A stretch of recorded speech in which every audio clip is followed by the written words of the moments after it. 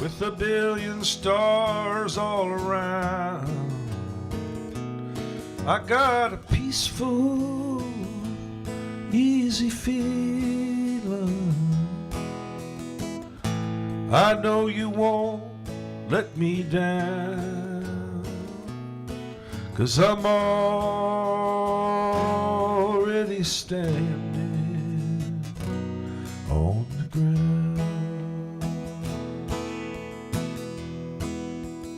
He wrote the Eagles' classic, Peaceful, Easy Feeling, co-wrote Already Gone, wrote other hits with his buddy Glenn Frey, wrote songs for Johnny Rivers, Emmylou Harris, Glenn Campbell, and many more. He's SoCal songwriter Jack Tempchin, a fixture in the 70s country rock scene who's still composing, performing, and making albums. He shares his stories, his songs, and his thoughts on the past, present, and future of rock and roll, right now on Inside OC. Inside OC is brought to you by... Each new community 5 Point brings to life represents a promise delivered. Great neighborhoods are more than just places to live, they are places to connect. 5 Point is a proud sponsor of public television and community programming. Memorial Care is transforming the way healthcare is delivered, keeping our communities and businesses healthy by guiding them on the path to wellness with easily accessible hospitals, physician offices, and outpatient centers. Memorial Care, leading the way.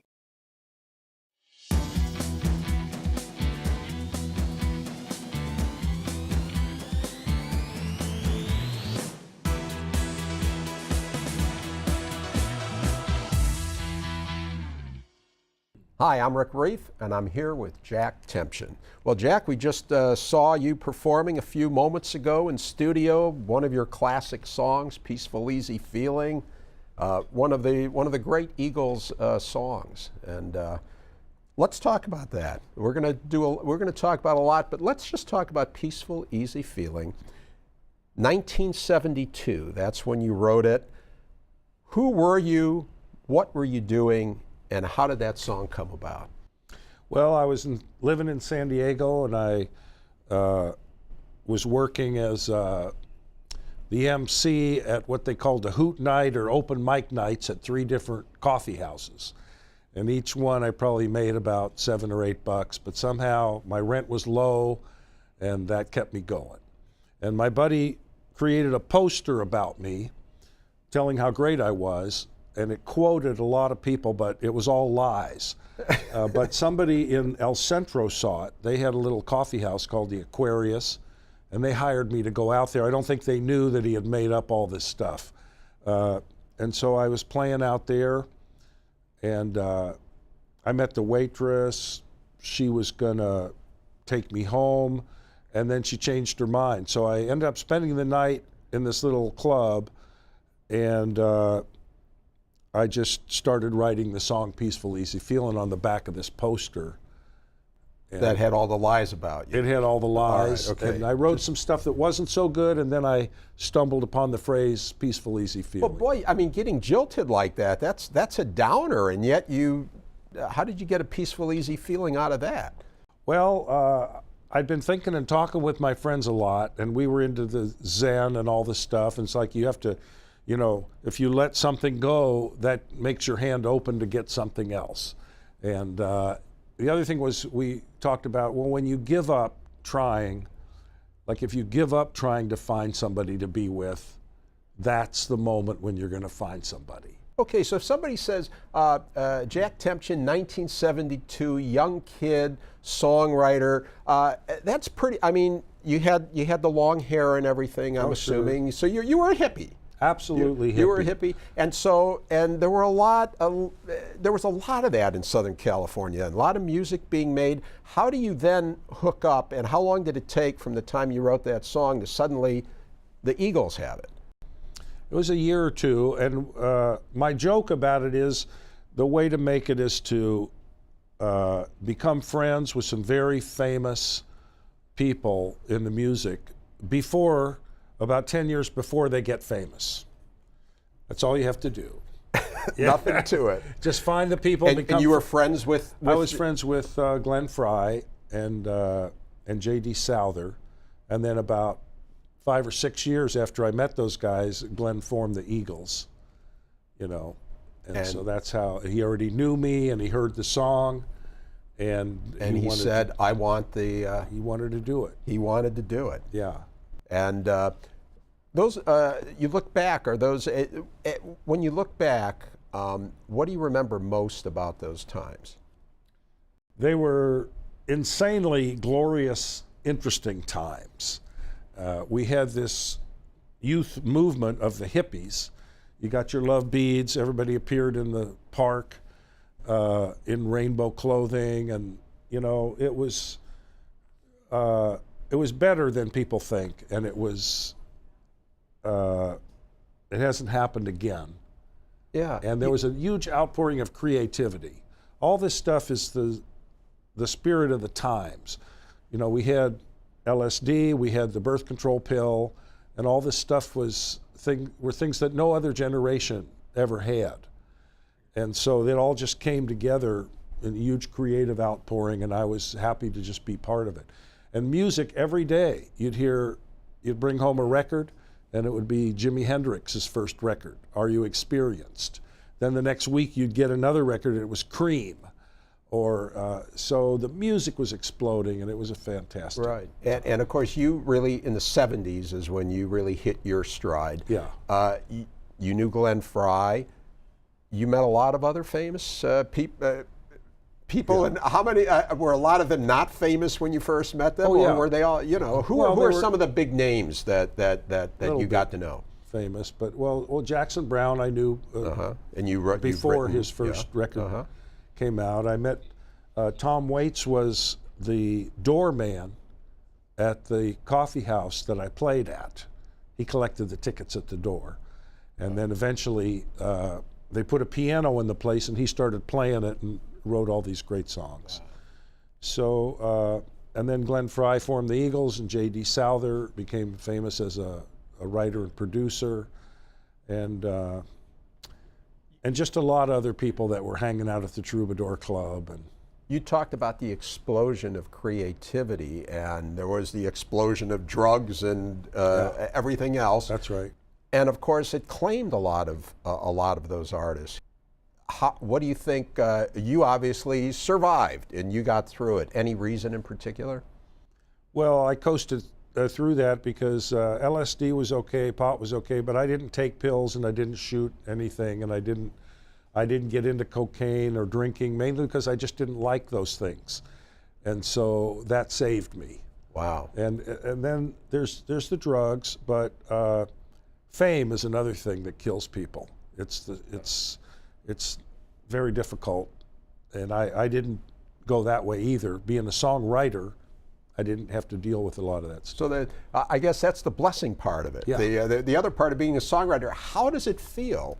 And we're in a moment we're going to hear several of your well-known songs. But how does it feel to be a guy whose songs everybody has heard, everybody knows, and yet you're anonymous for the most part? It's perfect. I mean, it's totally So you great. don't have a big ego. Well, no, I mean, I don't need one because I have all these songs out there. And if people don't know me, that's great too, because I can live my life. I went on tour in 1995 opening for Ringo Starr and his all-star band. And I remember walking through the airport from the plane to the front, and Ringo was like, people were just turning their heads and just flowing toward him, and I had to be in front of him because he didn't have enough bodyguards. Just walking from the plane out to the front of the airport, Ringo Starr can't go anywhere, you know what I mean? Wow. Yeah. So it's kind of nice not being famous on a level. Now, when you open for Ringo Starr, do you get to know him? Do you chat with him? Or is it more like, you do your thing, he does his? It just depends. I did have a few good conversations with him and found he was an extraordinarily incredible guy, really. But then there were all these other people in the band as well, because he had famous people in the whole band and everything. Well, let's pause for a moment. Let's listen to some cuts, and we're going to talk about this album right here, Peaceful, Easy Feelings. This is your new album. You've done how many albums now? I guess about 14 maybe. Wow, okay. And so this one is special because it's really a compilation of all of your greatest hits. Yes, I was fortunate about 3 years ago to get signed by Blue Elan Records. And they're very unusual. They care just about the music. They sign only people whose music they love, and they back them 100%. And they wanted me to do my hits, but first they let me do several albums of brand new songs. And then finally it came time to do the hits, and I had to decide, well, how am I going to do these songs that people have already heard? Some of them I did just like the records they know, and other ones I did completely differently. But that's kind of the story of this record. Fantastic. Well, let's pause for a moment and listen to some of the hits of Jack Tempchin. All right. And I want to sleep with you in the desert tonight, with a billion stars all around. 'Cause I got a peaceful, easy feeling, but I got some news for you, and you'll soon find out it's true. And you'll have to eat your lunch all by yourself, 'cause I'm already gone, and I'm feeling strong. There's a devil to pay for what you put them through. And you got the feeling somebody's following you. Somebody, somebody, somebody, somebody. You got a feeling somebody's following you. It's late at night and we're all alone, with just the music of the radio. No one's coming, no one gonna telephone. Just me and her and the lights down low. And we're slow dancing, swaying to the music. I found somebody, I found somebody to love. Oh yeah, I found somebody, I found somebody to love. You belong to the city, you belong to the night, living in a river of darkness beneath the neon light. Wow. Well, I think everybody recognizes those tunes. Swaying to the music, I think. Well, let me ask you this way. Do you have a favorite song and a song that you think is the best song you've done? Well, I like slow dancing, swaying to the music. I feel it did what I wanted it to do. I had fallen in love, and I wrote this love song that I felt it seemed to nail exactly what I was feeling. So that's probably my favorite. And of course, Peaceful, Easy Feeling, because everybody likes it so much. Right. And Now, how old were you when you wrote Swaying to the Music? I probably was about 25, maybe. Wow. Yeah. And because there's a lot of, for a young person to be able to express themselves like that, I guess, is that one of the marks of an artist?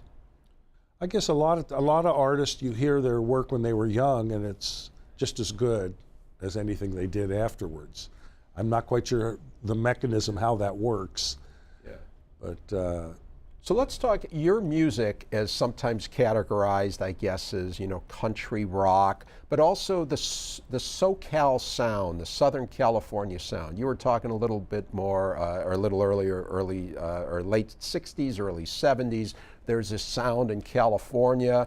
Much of it, the hippie movement and stuff, is centered in Berkeley, right, in Northern California. But in Southern California, you had first in the '60s, you had the Beach Boys, Jan and Dean, kind of the surf sound. What happened then in the 70s? What was going on with you and your groups?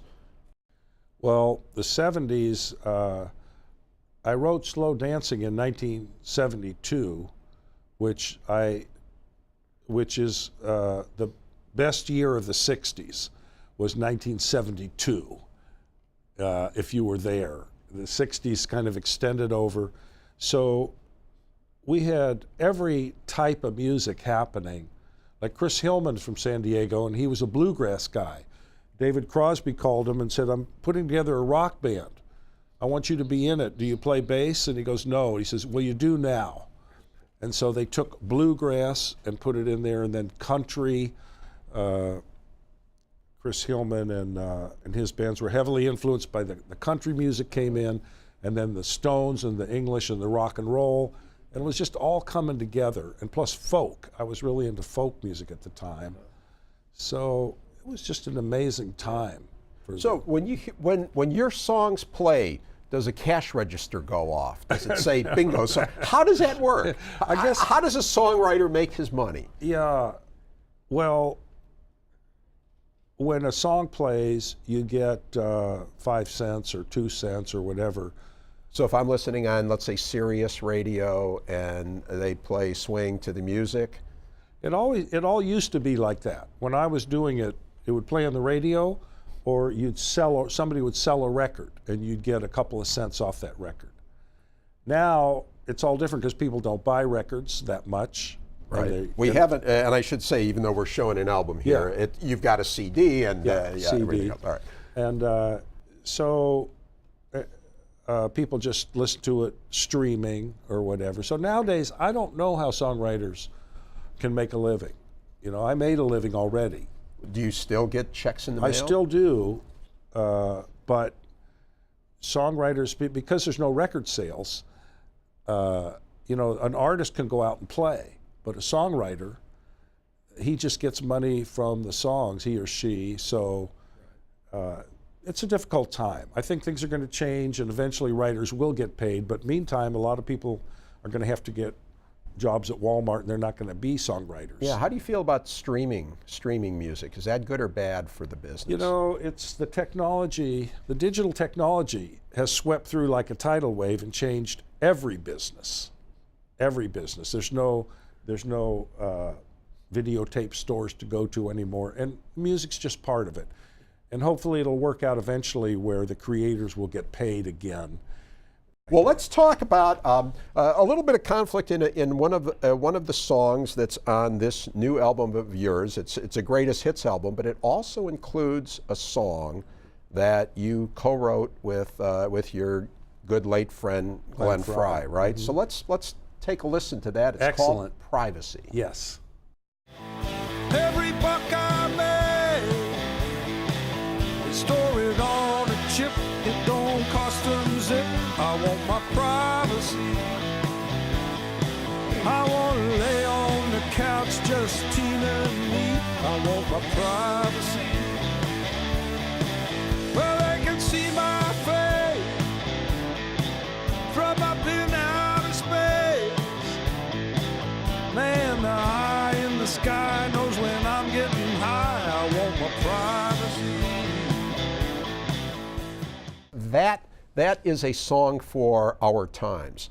Privacy is freedom, and it's so important, and we've pretty much lost it, you know, for now.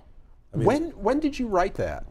We wrote that, Glenn and I wrote that about 10 or 12 years ago. Wow. So we already saw that. We were already very concerned about it. Yeah, I was going to say, people were concerned, but I think those lyrics sound like you were almost anticipating where this was going. Yeah. At one point, 10 years ago, I typed in my name in Google or whatever, and it just came up with my address and phone number, and I just realized that, hey, privacy's over. There's nothing you can do. Even for a songwriter. It's gone. And now, like in the song, it's everywhere. Your TV is watching you, and you know, they know more about you than you do about yourself now. Tell us a little bit about your friend Glenn Frey, who passed away early last year. Yeah. Right. Yeah. And you know, what What do you remember best about him?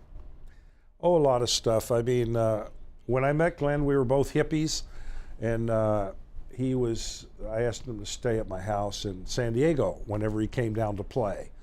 He and J.D. Souther, and they did. He did a couple of my songs with the Eagles, and when the Eagles broke up, we started writing together. We had never written a song together. I'd known him 10 years at that point. We were just basically friends until 1980 when we started writing together, and then we wrote 4 or 5 of his albums. From 80 to 94, we wrote all his albums together. And Glenn was just, he was a stand-up guy, and he was the funniest guy that I've ever met.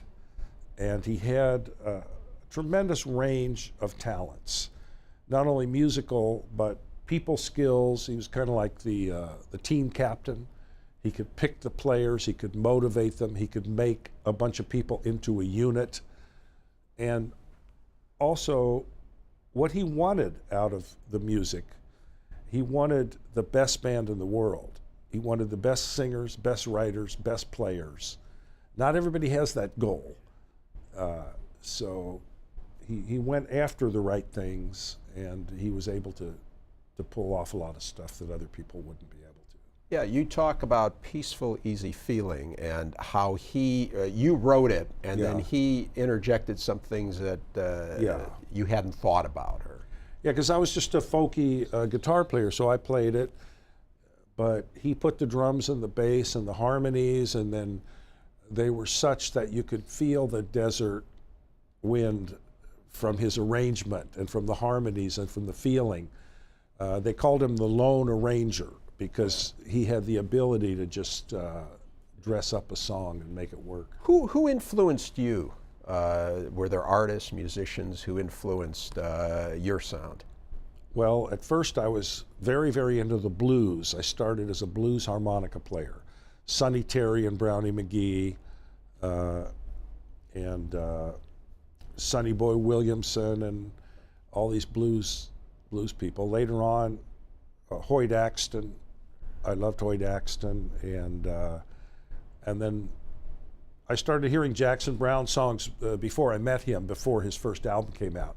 I used to do a couple of his songs, and I would just hear songs in the coffee houses, and those would get influenced by all that different stuff. So interesting. At your age, growing up there, the Beatles, the Rolling Stones, Bob Dylan, did they have? That was all happening, absolutely. And like everybody else, I was more influenced by Dylan than anybody else. Yeah. Now, did you ever get to meet Bob Dylan? I did briefly. Okay. And enough said about that? Well, I mean, that was good. Actually, he came backstage to see me, and he goes, "You write funny songs." And I funny songs? And he goes, I like them. So that's a high compliment. Bob Dylan told me he liked my songs, and then later I went, did that really happen? Well, I think anybody, or you entertained us here earlier, the crew and everything, and when you do that woohoo on Already Gone, man, I mean, I can tell you still love what you do. Yeah. You're going to be performing at Coto de Caza on September 23rd, so folks can go to your website. We're showing it now, and they can they can get all the information about everything Jack Tempchin. Jack, thanks so much for coming on. Thank you, Rick. It's been terrific. To get to talk to somebody who's part of the history of rock and roll. Oh, great. And that's it for now. Thanks again to my guest songwriter, Jack Tempchin. You can watch this show and past shows by going to pbssocal.org or rickreiff.com. You can also catch our shows in our post-show open mic chatter on YouTube, and follow us on Facebook, Twitter, and Instagram. Thanks for watching. We'll see you again on Inside OC. And now, a little more from Jack Tempchin.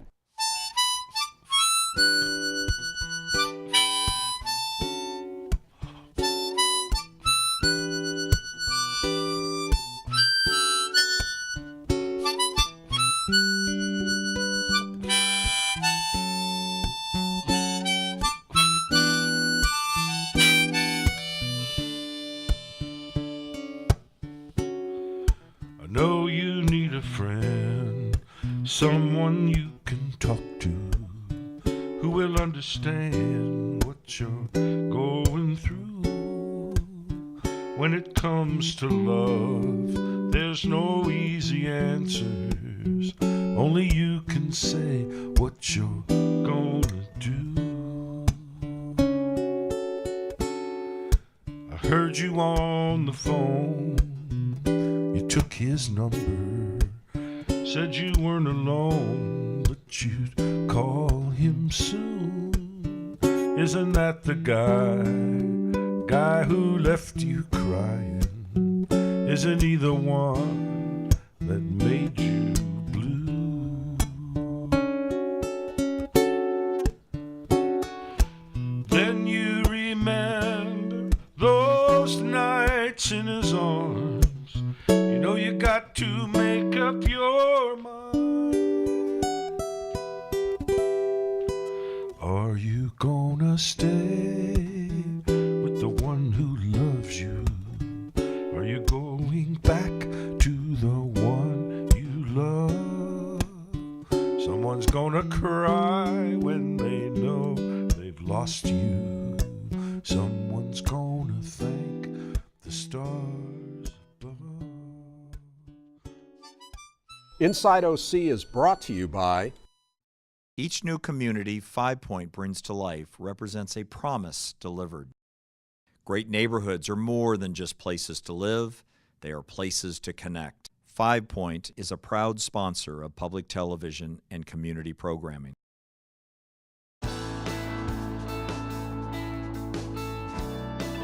Chapman University is a proud sponsor of Inside OC and community programming.